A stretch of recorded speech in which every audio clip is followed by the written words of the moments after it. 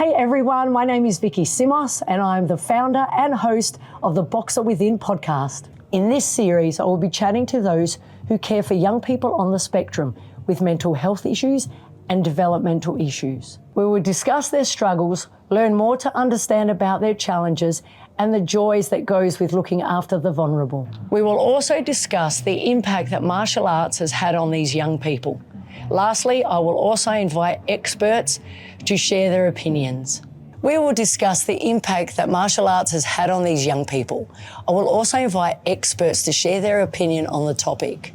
If you would like to know more, reach out and follow me, Vicky Simos, on all social channels. To learn more about my approach with martial arts and mental health, please visit the website on the screen. Thanks for watching, and please like and subscribe and tune in for the next episode of the Boxer Within podcast. Welcome to the Boxer Within podcast. Today's guest is Dr. Sandy Litt, and he is a doctor of psychology. No, he's So a mister. welcome. He's not a doctor. He's not a doctor? He's a mister. He's a mister, okay. Well, sorry. I've only known the guy for like 20 years, but we'll put the mister in there instead.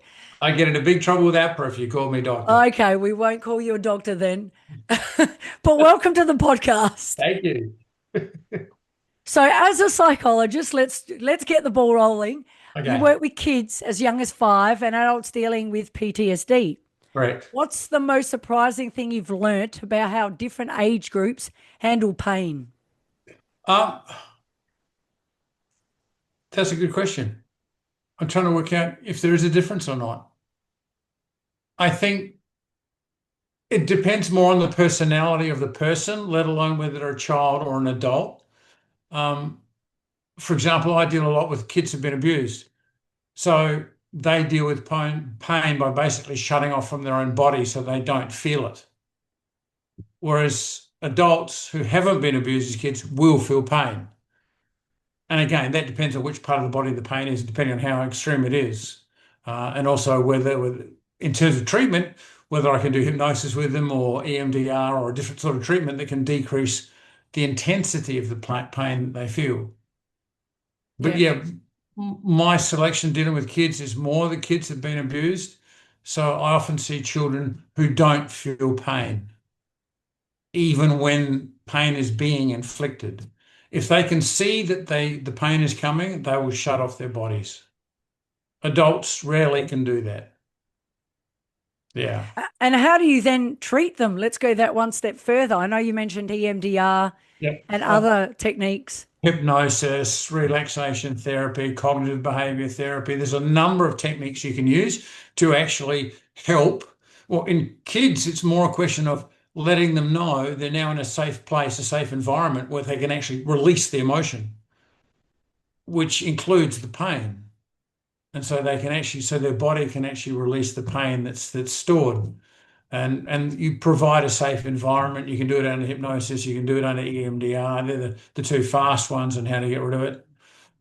Yeah. With adults, it's giving them permission. And more with adults and kids, it's teaching them a thing called diaphragmatic breathing. I'm very familiar, yes. Well, if you give permission while you're diaphragmatically breathing, the emotion comes forward. So it's literally, you're just giving the body permission to let it go. It's been there, it doesn't belong. Like any emotion or feeling, the body is supposed to feel it and then release it. So it's just giving them permission. You're in a safe place now. It's okay. No one's going to tell you off for yelling or screaming or letting pain go. And that's how I guess you connect body and mind. Yes. Yeah, very much, especially through the breathing. You give permission for the intellect and the physical body to release the emotion. So it's that connection. Yeah. And it works really, really well. Yes, I do know. For a little sneak peek on the audience out there, Sandy's actually my psychologist. So we've known each other for a good 20 years. So, that's how I managed to get him on this podcast. Anyway, we continue. So what made you decide to specialize in anxiety, depression, and trauma? Was there a moment that shifted your focus? Because I started off training as a child psychologist under Dr. Murray O'Neill, and I was discovered more and more we were dealing with whatever symptom that children presented with, the underlying emotion was usually fear or anxiety or anger or terror. And often if you got back to that cause and you were able to release the cause, many of the symptoms that the children had disappeared. And I've applied exactly the same principles working with adults and got exactly the same sort of response. As long as they were able to connect to it, they could let it go. Yeah. Yeah. Yeah. But obviously everyone, is different, as you said earlier, in terms of personality. So Yeah. everyone works differently and does it differently. And for some, it might take a week. For some others, it might take months, years. Yeah, correct. It all depends on when they're in a safe enough environment, whether they've got a network of people they can trust, that they can talk to. There's a lot of other factors that are involved. As you're aware of, there are day-to-day issues that get in the way of treatment, get in Yeah. the way of being happy, being okay with yourself. Yeah. Yeah. Yeah. Exactly right. Exactly right. And on the topic of children or teenagers, social media is everywhere these days. What are you actually seeing in your practice? What's the real damage? Um, it's more a communication issue that kids aren't talking so much to each other. They're talking to their phones or they're not talking, they're texting or expressing themselves. Well, the positive side is they can express themselves through things like Snapchat, Instagram, etc. You get pictures out and they're positive, but they're learning the art of communication, social interaction.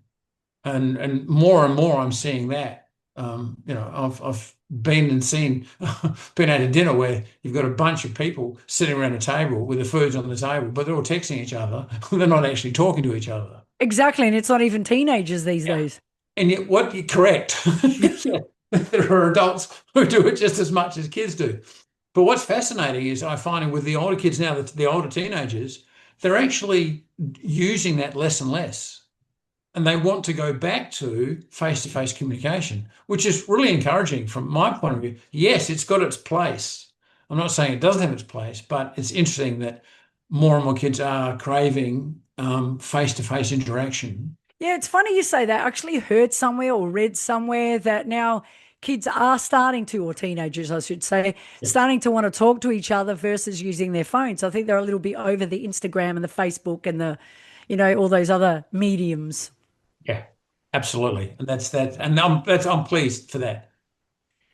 And on that note, I guess, when we're talking about phones and teenagers and, it's that age group of not wanting to talk to mum and dad and going in our rooms and giving one word to answers, I should say. Parents often feel helpless when their teenager is struggling. What's one thing they're getting wrong and one thing they should start doing, say, of tomorrow? As in what some of the parents can do? Yeah, yeah. Because a lot Look, of them feel, if something's going on with their teenager, especially that age group, they're just going to go into their room. And, we've heard it from a lot of parents where it's like, they're not talking to me. I'm asking them what's wrong and they're not saying anything. How do you help a parent that feels helpless? well, number one, you let them know straight away that teenagers are a bunch all to themselves, that they've moved out of the childhood stage. They want lots and lots of freedom. They have difficulty with responsibility that's attached to that freedom, but they're also discovering their own personality and also understand that teenagers are ruled more by their social group than they are their parents. So often I will let parents know who are the parents of your child's best friend. Get to know them. Sometimes you can talk to them about your own kids, and those parents can introduce concepts to those children, and they'll actually listen because they're not your parents. That's exactly right. It's like that analogy of, eat these greens or whatever it is. And then you go, I don't eat them. And then you go to someone else's house or your friend's mum's house. And that was so great. It tasted so good. They were just so different. Same Correct. thing, yeah? Bingo, same thing. Exactly right. But the other thing you can do is when a teacher, sometimes the weird thing when you're dealing with kids, with teenagers in particular, you can tell there's something going on, but they're not sure how to tell you. Sometimes just sitting with them, if they look down, just say, it's okay to not talk. It's okay to be involved in your own thoughts. It's okay to feel what you feel. You can breathe that out rather than talking to me. Or let them know, draw a picture of a hand. These are the thumb. These are the people that you live with. Who do you trust on this network that you can create that you could talk to if you don't want to talk to mum or dad? Likewise, the same thing. Sometimes daughters want to speak to mums. They don't want to speak to dads. Sons want to speak to fathers. And it's the parents need to understand they're not playing favourites, but there is a genetic difference or a gender difference there that's really important. And don't take it personally if your daughter goes to her mum rather than you, or vice versa. And I So, think you've hit the nail on the head when you said don't take it personally. And well, I'm not a parent, but I can comment from, having European parents where it affects their ego, and yeah, I'm sure a lot of parents, not just European, yeah. but from, my own perspective, why don't you want to talk to us? What is wrong? And, sometimes the kid needs space, like you just said. So, And sometimes we need to remind parents that they were teenagers once themselves. Did they sit down and have deep and meaningfuls with their parents? Sometimes no, they, sometimes they didn't. no, And that's when again, the important thing, you're right, is for the parent. Don't take it personally. Okay. Sometimes children need time. Teenagers need time to disclose because they're confused as well. mm, They're finding their own identity. They've got self-esteem problems, self-esteem issues. Um, that's all respect issues, and it's helping them. I guess I'm a bit of a stickler when children are very small to brainwash them early. But you need to brainwash them with, I love you. You're worthwhile. I'm proud of you. You're the son, the daughter I always wanted. You can love yourself. Hit them with that. That's really important because then they don't become dependent on hearing it from other people to feel good about themselves. They still will feel good when they hear it from other people, but they don't need it to feel good about themselves. that is so key. And yeah, Yeah. I'm glad you brought that up because that's 100% correct. Yeah. For any parents out there, I hope you hear that and hear it well. Well, Say it to your kids from young. yeah, we didn't have that. There are very few, No. even though there's lots of parenting books, they deal with specific issues. It's I focus more on the emotion, the emotional release, Mm. and the intellectual, the spiritual, the emotional, the physical, the four aspects that make up humans. And it's really important that a child gets to know, hey, the moment you're born, you're worthwhile. Doesn't matter how you look, you're worthwhile. It's that simple. And the body you have is a functional body. It's not about how it looks, it's about its functionality. When you're teenagers, it's all about how you look That's true. because you've got to fit in. Yeah. Yep. Square peg in a round hole. Well, Yes. yeah, because by that stage, the conditioning from society is all external worth based. External worth, don't get me wrong, external worth based is really, really important. You've got to achieve to feel good about yourself, but you also just have to feel good about yourself without the achieving. You don't become dependent on constantly having to perform for other people to feel good about yourself. That's a part of it, absolutely. Which unfortunately, is easier said than done, especially if you haven't grown up with, like you just said, those things. And that's no one's fault because there's no manual, Correct. European parents or migrant parents or, it was all about survival. It wasn't, Yes. you know, Correct. Fitting in. yeah, Okay. Yeah. that's Bottom exactly line, right. you've got to fit in. As long as you're fitting in, then you're okay. Then you feel good about yourself. Yeah, exactly. Exactly. So moving on to more of a technical space now, Right. talking about OCD. Misconceptions and what actually works. So a lot of people, and you hear it all the time, they joke about OCD. I'm so OCD. What does the OCD actually look like, and why does the language matter? So OCD is actually a diagnosis. It's obsessive compulsive disorder. It comes from the DSM, currently the 5 version.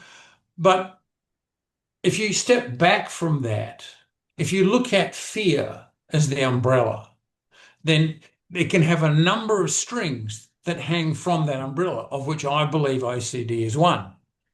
Because OCD can manifest in so many different ways. You can have OCD of your thoughts where your brain doesn't switch off. Okay. Very similar to the ADHD brain. But with OCD, I think it's fear based because what you're doing is not feeling. You're creating a behavior, whether it's washing your hands, checking a door, what's locked, what's not, rereading the same passage over and over again. That's occupying your left hemisphere, which is intellectual, because you don't want to go to the right hemisphere because that's where all the fear is. Instead of simply saying to people, often people come in with OCD, I say, okay, take a deep breath, diaphragmatic breath. I'm allowed to have OCD. I can breathe out the behavior. This, of course, can also scare them because the moment they do this, they start feeling. But I point out to them, it's just cortisol in your system. It's a chemical creating fear. When you breathe that out, when you release it, it drops down the level of fear that you have. And if you keep doing it, that level of fear will disappear because emotions are supposed to be situational. You're not supposed to be ruled by them. You're supposed to feel it, let it go. OCD is about actively avoiding feeling. So I just point out to people, you're allowed to have OCD. You're allowed to wash your hands 20 times. Breathe out that thought. Let it go. I can imagine the response that you would get in telling people like that, Yes. that it's okay to do that. It's okay to feel that. And the response might, It's I more can a only question. imagine what it is. It's more a question if they look at me and think, maybe you need to see a psychologist. And do you tell them, yeah, I'm booked in an hour? No, That's right. That's right. I have my own group. that's exactly right. We won't go into that. I know the group. Um, but in saying what you're saying, in all seriousness, so I guess because you're saying it's fear, people obviously don't want to go that way. They don't want to release emotions Correct. because I guess in that fear, they're probably thinking, if I start crying or if I start reacting or showing emotion, will it ever stop? So how do And you sort of convince someone that it's okay to do that and it will? well, you let them know if they want to get into the Guinness Book of Records and cry for a day or two, they could try. But the bottom line is your You body's going won't. to run out of emotion. You have a finite body. You have Yeah. finite adrenaline. You have finite cortisol, whatever the hormone is, endorphins, dopamine, all of them. So I explained to them, have you ever met anybody who's never stopped crying? Have you ever met anybody who is always angry? And it's just a question of, it doesn't happen. Mm, As mm. long as you breathe it out, it will go away. Yeah, but someone needs to hear that from, a Yeah, professional. You can tell yourself that a million times, yeah, but unless you go see someone, yeah. And that's why a lot of people, when they come into therapy and they sit in that chair and they do the diaphragmatic breathing, they start bawling. And I simply say, this is a brilliant thing. I know it doesn't feel good for you, but in terms of how you feel afterwards, they all feel exhausted afterwards, but they feel lighter. They feel like a weight has been lifted. And I said, all you've done is let go of the emotion that you wanted or your body wanted to get rid of. Well, I can attest to that without going in too deep, but Right. yes, I know all about that.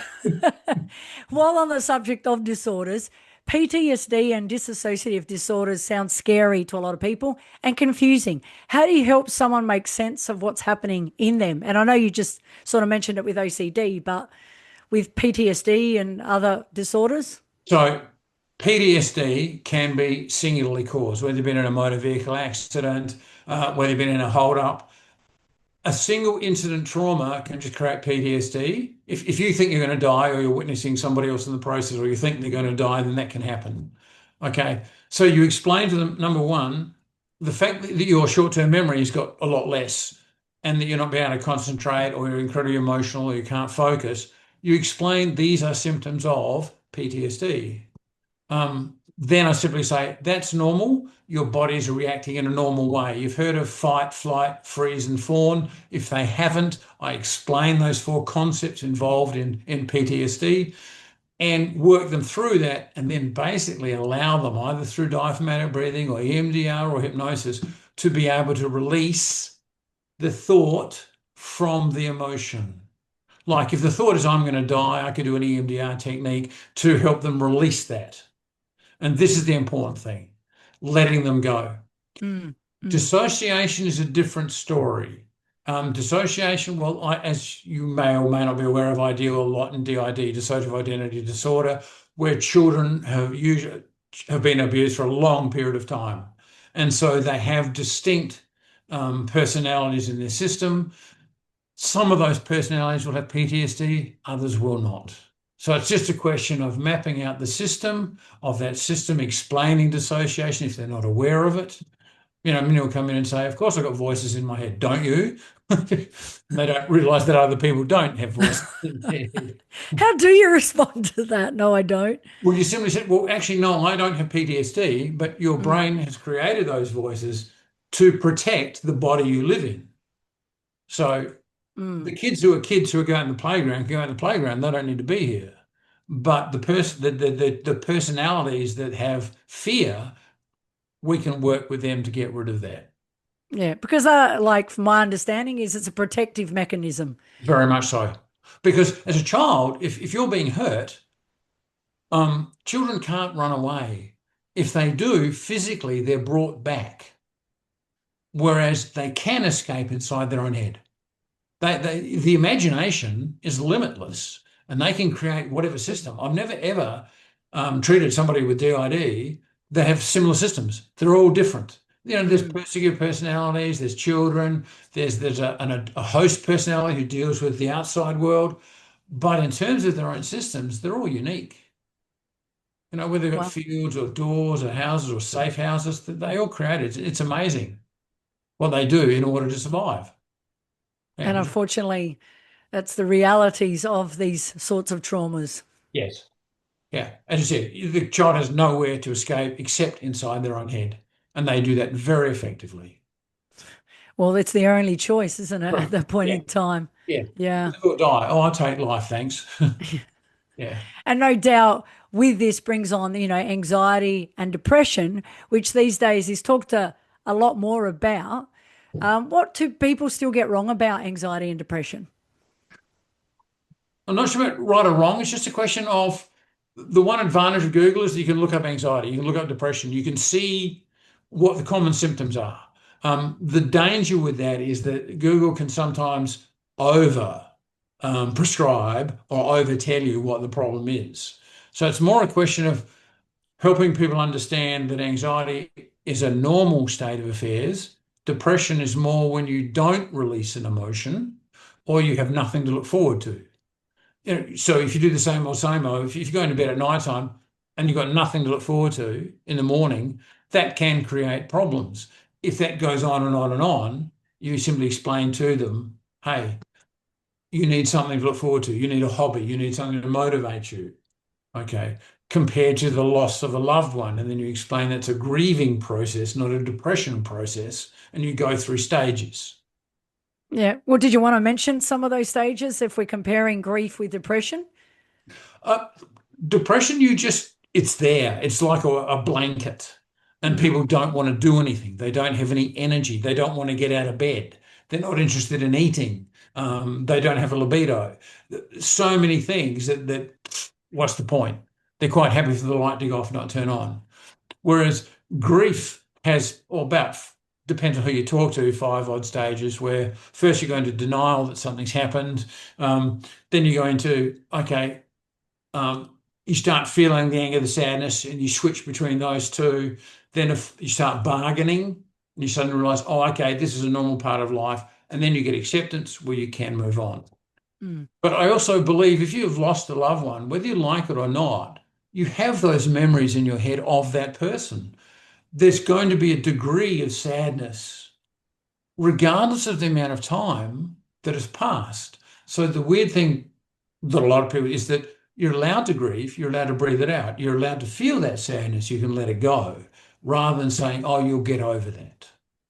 Yeah, that's probably one thing you should never say to anyone. Well, yeah, I think it's probably better to simply say, listen, with time, it gets less. Hey, some people get rid of it completely. That might be you, that might not be you. So we don't close the door on it, but we just simply say, hey, if it comes back because you've got a memory of grandma or grandpa or mum or dad or whoever, that's okay. I'm allowed that memory. I'm allowed to be sad. They're not here. I also encourage people to talk to the people who they've lost. I like that idea. Yeah. You don't have to go to a grave, but you can if you want to. But you can simply talk to them. Okay. And it makes a difference. Talk to the dog, talk to the cat. It doesn't matter. I talk to my plants. But whatever works. And obviously in all seriousness, like with grief, it's not linear. And Correct. things pop up at different, you could be driving and just start crying or. Yes. A smell can trigger it. Oh, I remember that. Okay. You hear something, you play a particular song. Any of your senses can trigger. You can read something and that'll trigger. Yeah. It's just a question of knowing it's okay to feel it. Yeah. I can breathe it out. I can let it go. And that's, I think, something that people don't quite comprehend or understand, that it's okay to feel, because you've grown up in a society where you can't show your emotions. Well, it depends how you've grown up. But in some instances, you can't show your emotions. You got to be strong. So when you've been put in that position, it's like confronting of, what do I do? What am I supposed to say? Yeah. Ego then gets in the way and stuff like that. Yeah. I still get teenagers, boys who aren't allowed to show fear, who aren't allowed to cry, girls who are not allowed to be angry. I still get those and simply say, well, actually, you're born with anger, sadness, fear, and happiness. You can't change that. That's instinctual. So you've got to retweak how they think or feel and simply say, hey, it may not be safe, or you may not be able to do that there, but that doesn't mean you can't do it. You might have to go to your room and cry so no one sees you doing it, but at least you're releasing the crying. If you're angry, punch the little thing, heebie-jeebies out of the pillow. Get a boxing bag. I was going to say that. Get a boxing bag. Now we're speaking my language, but yeah. No, that's true though. You got to find a way to release it. Yeah, I often refer people to get boxing bags. Adults, children as well. When we were doing protective behaviours back in the 80s, there was boxing bags in kindergartens, so that children would say, oh, Mr. Anger's on my back, I'll just go punch them. And they wouldn't bite the kid or hit the kid next to them. They'd actually go to the punching bag. And yet they think it encourages violence to have these things in rooms. Don't even get me started on that. It's a bit strange how that happens, because the reality is you're doing the complete opposite. See, anger is a normal emotion. The issue is how you express it. If you turn on a television, someone's killing somebody or beating them up. And that's what society perceives as anger, instead of simply saying, no, you can channel anger positively. Punch the pillow, punch the punching bag, get the anger out, channel it. Exactly. Nelson Mandela did the exact same thing while in prison for how many years? A few decades. He actually says in a lot of his, at the time, the research and, his interviews had said he let all his aggression out on a bag. Yeah. And that's a safe way of letting go of violence, rather than on another person or verbally. That's true. You can always yell and scream at the beanbag or the punching bag. I was going to say if you're Greek. No, I'm kidding. But anyway, so seeing all these clients that you've seen over the years, you do personalised assessments, obviously. So why is it getting the right diagnosis so important? Because of the treatment that you need to get. Sometimes it's inappropriate. The whole point of getting a diagnosis is so you can find and do the right treatment, rather than label the person with the diagnosis and think that's the end. Oh, we can't change them because they've got this condition. Instead of realizing, no, we know this is the condition. These are the symptoms of this condition. How can we go back to what caused this in the first place? The root cause. Yeah, or because someone's got diabetes 1, for example, they know there's a genetic component. But you can teach the person, okay, this is how you deal with that. You need to see a dietitian or a doctor to get that prescribed. Like having an ADHD diagnosis when you're a child. This is why you can't focus. This is why you can't concentrate. You may need to try medication, and this happens a lot. And they go onto the medication, all of a sudden it's like, my kid's a different kid at school. They can actually focus. They can actually concentrate. So it's there to help the person, rather than end it. Yeah, because a lot of people, I think once they've got a diagnosis, that's the end. That's it. There's no sort of, for the scientific term of neuroplasticity, recreating new neural pathways. Yeah. The other side to that is how society deals with that too, and the social environment, that we have this thing now called NDIS. And unfortunately, you had to have a number of diagnoses in order to be on that. So then there's a monetary association with that. And then they would use that instead of simply saying, no, let's deal with the issue here. Yes, you may need some funding to help deal with this, but let's not go looking for diagnoses. Let's deal with what's going on with the kid. Well, exactly right. You don't want to create something that's not there. But unfortunately, as you said, that's the Correct. society. Yeah, there's going to be some people who are going to take advantage of it. There are others who will suffer because of it. But at the same time, there are those who are on this who are benefiting greatly from it. That's very true. And with the diagnoses, do you think it's better that someone knows that they've got something? Or I guess comparing, young people with adults. So for example, if, you've gone to therapy, you found out you got OCD or PTSD or one of the disorders, do you feel like it's better to know, not so much about the labeling, but then you're able to help yourself? Or is it better that you don't know, if that makes sense? I reckon about 95% of people benefit from knowing, because what adds to the fear is they know something's wrong with them, but no one can put a finger on it. So how can they get the appropriate treatment? So once they, now I know why I'm doing that. And it might have a genetic base, it might have a chemical base, okay? It might have a behavioral base. But at least then you've got something to work on where you can help them. So yes, the bottom line is most of the people I treat want to know what the problem is. And once they've got that, what can they do about it? Yeah. How can we feel better? Yeah. Yeah, it's funny. I agree. I'd want to know if I had something, of course, then you can work out what to do with it. Yeah, exactly. Exactly. Yeah, and get the appropriate help. Yes. So in therapy, before someone wants to go to therapy and, they're obviously a bit nervous about starting therapy, I know I was, what do you wish they knew before walking into your office for the first time? Really difficult question, really good question, but very difficult question because everybody's different who walks into that office. Some have preconceptions about what it's like seeing a psychologist or going into a counseling session. Other people think they've already been there and they already know what's going on, and I'm just another person. Those people who are referred by a third party that they don't want to be there. My wife sent me along because I need to stop smoking. How do you deal with that with someone that doesn't want to be there? Oh, that's very, very easy. You simply say, well, you come back when you want to stop. So is that like 2 minutes? Thanks, bye. That's basically, yes. And what happens there? Do they get up and go? I'm not getting a phone call from the wife or vice versa. I said, therapy is about being motivated to change yourself. Very difficult trying to change someone if they don't think there's a problem or they're happy doing what they're doing.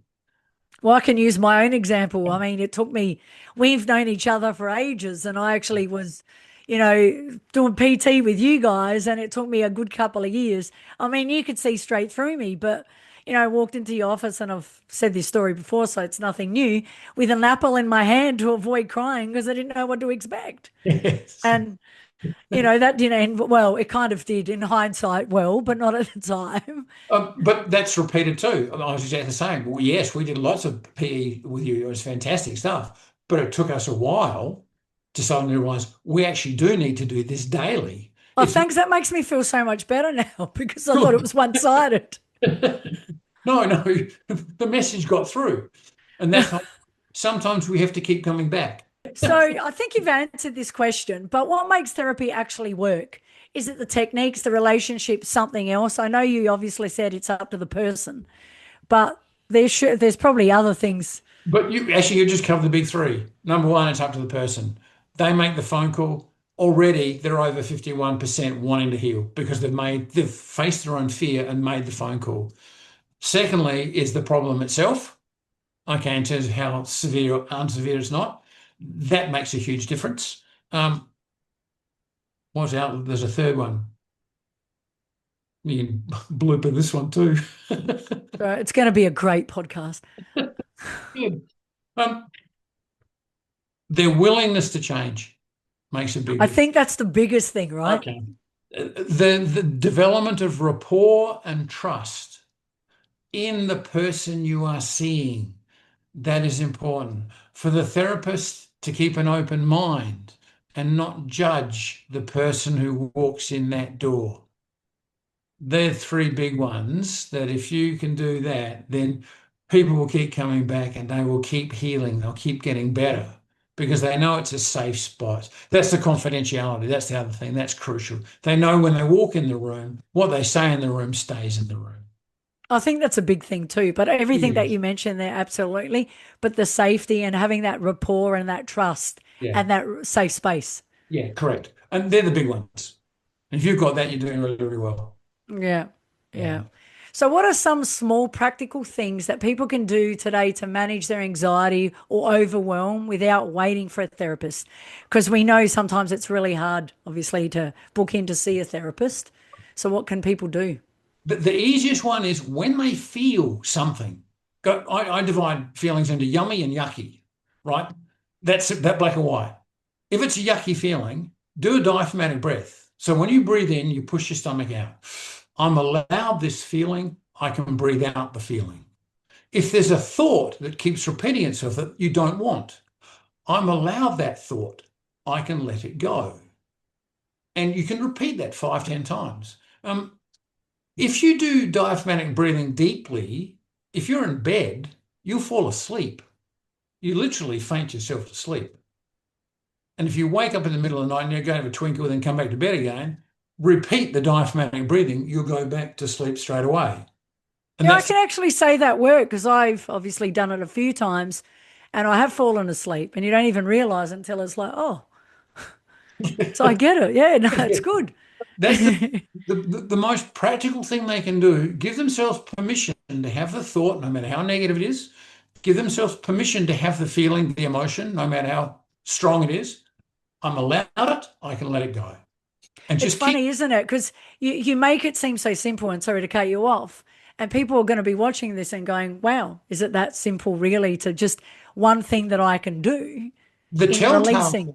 telltale for that is if they've got children, they will be able to see that their child feels the emotion, releases the emotion, and then smiles again. They've felt the anger, they've let it go. Okay. They've got scared about something, they've shaken, they've let it go. They were upset, they cried, then they smile again. But what if you don't have kids?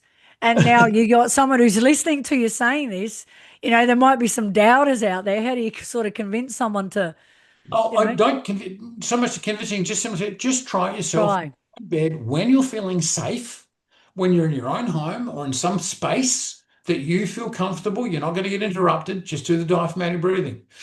If you do it subtly, nobody even know you're doing it. I've got teachers who do this in their own classroom and they've known a lot of teachers teach the children the diaphragmatic breathing.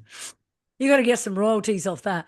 I didn't invent diaphragmatic No, breathing.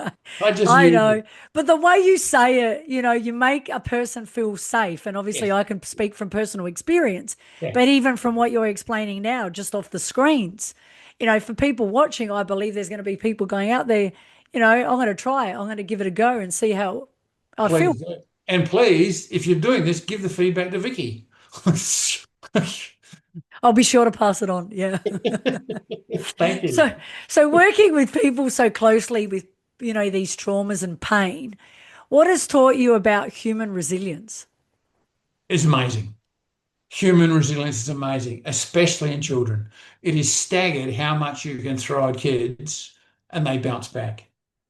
That's what blows me away about the human condition, is that most people are fundamentally good and they want to live a full life. And sometimes it's simple things like fear that become huge things that stop them from doing what they want to do. And once that's gone, they just excel. But that's the hardest thing, isn't it? Releasing that fear. Correct. Yeah. And that's what I said. As I said, safety is the issue. Create a safe environment where they can release the fear. It's not going to hurt them. It's not going to hurt anybody else. They get rid of it and they move on. Yeah. Well, I hope people are listening to this and going, and, especially for those that are a bit cynical in terms of, seeking therapy, where they're now listening to this and going, well, maybe, I'll give a therapist a call or, let me give this diaphragmatic breathing a go and see what happens. Yes. Yeah. And Hopefully. on the topic of, I guess, of resilience, as we've just mentioned, what's the fight that you see in your clients? What does it look like when someone starts to win? Their whole demeanor changes. They sit upright. They look at you. They're not looking at the floor. Mm, They don't mumble when they're speaking. Their whole confidence area changes drastically. A lot will cry straight after because they suddenly feel the weight being lifted off their shoulders and they suddenly think, now I can be me. mm. Now I'm not And weighed down. And that must be so rewarding where I guess sometimes you'll go, oh, not that you would, but it's like, oh, I've got a few hours left still, whatever. And then you get this client come in and, you've had this breakthrough. And I know I've seen it like with the kids that I work with and some of the adults, but from an obviously different perspective. But that release, I guess, where Correct. you're going, oh my God, the penny has dropped and, That's it. And that's why we do this work. exactly. Because And it's their win. I mean, it's your win as yes. well, but to watch them. And Yeah, obviously I can speak from personal experience. It's that moment. that's right. Yeah. Yeah. And then they're free. But obviously, we've talked about these rewards that you see in the people, but how do you manage the emotional weight of this work? Like it must take its toll, for the amount of years that you've been doing it. I've been doing this for 40 years. You learn skills, you learn techniques, you create colors that are external. You put an energy force field out there that you can't see. But also you realize you're there to help them. Mm, And that helps you with your own barrier heal this stuff because you're not focusing on the trauma, you're focusing on releasing the trauma so you don't absorb it yourself. That's a horrible thing that's happened to you, you know. However, how do we get but obviously that comes with skill, right? Because when you first begin and you're listening to these, these people that come in and talk to you, be it kids, be it adults, and you're hearing these stories, obviously there's got to be an element that you take with you oh where you leave the clinic or, wherever you're doing your therapy and it's like, oof, yeah, and that's a lot. that's when you have to do the diaphragmatic breathing on yourself. Because yes, there are still some, whether we like it or not, there are still stories that are told that we're going to connect with in some way at an emotional level. We're supposed to be these independent academic or thinking brain people.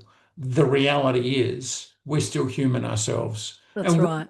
when that happens, that's why I have my group of people that we can talk about horrific cases that we've dealt with and let that go in a safe environment where we know we feel safe. It's confidential. It's confidential, Mm, mm. and we feel better afterwards because we've let it go. Yeah, and that's really important. We talk about, especially in our line of work, self-care, but that's a big thing. Huge. Having to release to someone else that you trust, obviously in a safe spot. It has to happen. Like it's so important. And that's why I encourage people to have their own networks. Just somebody that they know they can speak to, that it's going to remain confidential. They can say what they want. They won't be judged. Do you do other stuff other than the group? Like, do you do any physical exercise to sort of release? I walk regularly. I cycle. I own a Harley Davidson motorcycle, which I take out every Sunday Nice. just for something different. So yes, physically I'm very active. Yep, yep, Always that's have good. been. Well, we're almost at the end with a few questions to go. Have you noticed your mental health conversations, the mental health conversations changing over the years? Do you know, it used to obviously, and it still is in some cases, a bit of a stigma, especially in different cultures. But have you noticed the conversation changed? Do you think it's getting better or it's still the same? From my point of view, yes, it's definitely getting better because when I started, there's like 400 psychologists in Australia. Now we've got 50,000. Okay, so yes, it's changed a lot and there's a lot more acceptance. If you look on television now, they're not talking about other people, they're talking about psychologists or Mm, health workers, but we're actually mentioned now. So there's a lot more acceptance about the fact that, hey, if you've got a problem, see someone about it. Okay, whether it be a social worker or a psychologist or a psychiatrist or a doctor, whoever. health professional, someone in your capacity as well. Mm, mm. Do that. But that has changed. The Yeah. stigma is not nearly like it used to be. I don't think we're quite to the stage where America is, whereas, well, you've got to have your own therapist. I mean, exactly right. But you know what? We laugh, but I think it's a good thing. And maybe I'm biased, you're biased. We are. Man, I would tell every single person to go and see a therapist. Yeah. It's the best thing to do. Yeah. But your therapist might be your next door neighbour that you sit down and have a cup of Well, coffee. exactly. They don't have to be someone who's got their 20 degrees sitting on the wall. Correct. Absolutely. It's somebody you can talk to that you trust. But it's funny, you know, in saying that, but people still sometimes resist. You know, they know that they're drowning in their own thoughts and emotions and belief, but it's like, nah, I don't need to see a therapist. But that's what fear does.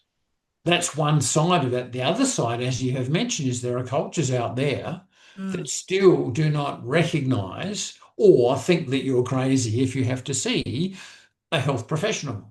And so, but that's, as I said, that stigma is getting less and less. More and more television is advertising about getting people, about helping, that they're telling you to do this. Which is good, which is something that we needed so many years Fantastic. ago, and it's taken this long, which it shouldn't have. Yeah, if you get a problem, there's been a tragedy, they'll often put, ring Beyond Blue. If you're having trouble, ring the helpline, suicide helpline, whatever. They're actually advertising that. But that's only really been, I mean, probably the last, couple of Yeah, last 10 decades, years at least, about the last 10 years. It's really, which is good to see, but I still feel like there should be a lot more done out there.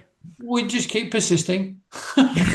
Well, that's what we can do. That's what we can exactly do. right. We just do the best we can. That's it. So if listeners take one thing from this conversation, what would it be? Diaphragmatic breathing to release emotion, and there's nothing wrong with releasing emotion. It's a Beautiful. healthy, normal thing for every human being to do. Beautiful. Okay. And the question that I ask all my guests, Yeah. what does the boxer within mean to you, and what's your fight? The boxer within to me means you connect with your own strength. And it's really important that you fight that. You hold on to that, because that's what gives you the courage and the strength to move forward.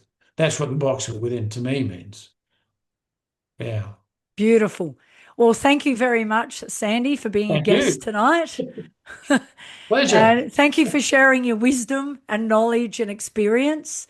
I'm sure the audience will get a lot out of this and learn a lot. So thank you very much. That's all right. Thank you. I'll see you next time. I'll see you next Wednesday, actually. Oh, good.